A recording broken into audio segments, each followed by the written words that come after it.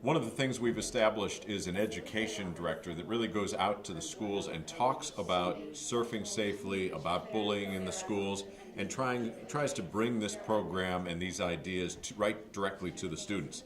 Tuscumbia is probably the most successful example of students really embracing this, and I think that they have created a model that is capable of being taken to other school districts around the state.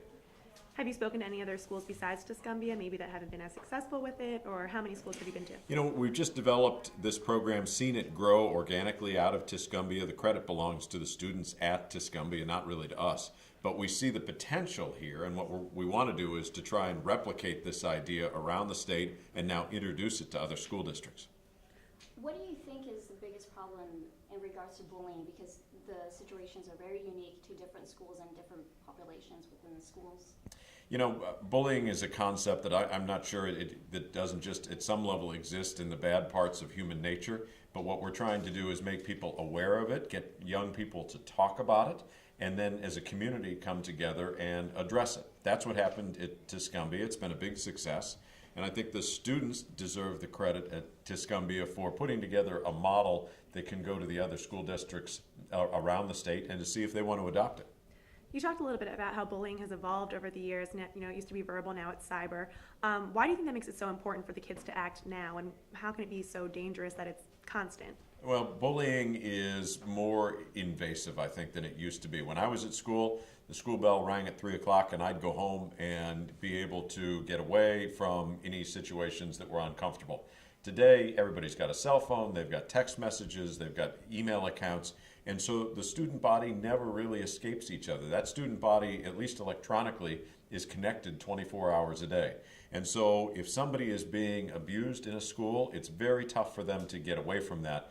That's what we're trying to increase awareness around and get students to understand that this really has a great effect on the lives of victims, and nobody really wants to see this occur, and so students are coming together to make it better. Okay. And if you can just reiterate the fact that students are the ones who kind of really need to step up to do this. Right. The credit doesn't belong to the adults in this situation. The credit belongs to the students, particularly those at Tuscumbia High School that developed this program. And I think that what we have here is the beginning of an idea that could be taken to every school district in this state, maybe every school district in the nation, because students are responding well to it and it's having provable results. What does it mean to you personally to see these kids acting and taking measures to stop bullying?